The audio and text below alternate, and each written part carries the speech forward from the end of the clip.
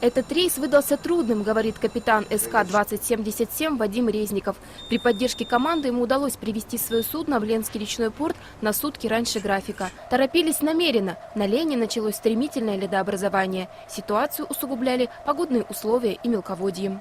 Пришли, когда в Усть-Кут, были еще плюсовые температуры, вода позволяла, уровни держались. Как только встали под погрузку, сразу начался смена фронта. Отрицательные температуры пошли, но хорошо, у нас вот приставка была 11:01, уже грузилась. Компании надо было срочно вывести этот груз. И в принципе мы за день загрузились, и вечером в ночь уже пошли в рейс. Ну, сами видите, уже обстановка сложная, уже и поля ледовые пошли. Ну и, наверное, самое основное, то, что мелководье в этом году как никогда. Это основной фактор, который сдерживает все эти перевозки.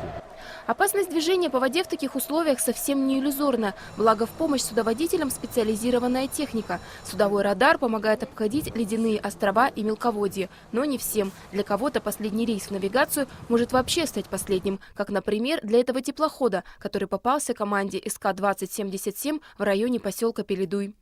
Теплоход «Баргузин» составом 2 баржи посадил на мель, так сказать, там утопший СК уже несколько лет, и он на него одну баржу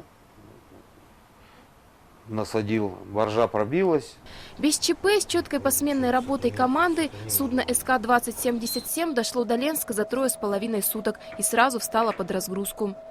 До окончания навигационного периода 2015 года осталось буквально несколько часов. И здесь передо мной стоит судно, которое пришло последним по этой навигации. Сразу по окончанию разгрузки оно отправится в отстой Мурья, а причальная техника аж до весны замрет в немом ожидании. В то время как речники уже одной ногой на заслуженном отдыхе, в стадии активной работы предприятия, задействованные в приемке и переработке грузов. Сейчас, что называется, время подбить планы и подвести итоги с учетом обстановки, которая сложилась на реке к концу навигационного периода. Ну, основную массу завезли массу. Порт, сейчас подсчитывают данные, навигационный план должен выполнить. Ну, небольшие недопоставки по компании, возможно, будут. Недопоставка по воде говорит об одном – прибавится работы на зимниках, а насколько – это будет точно известно после подведения окончательных итогов навигации.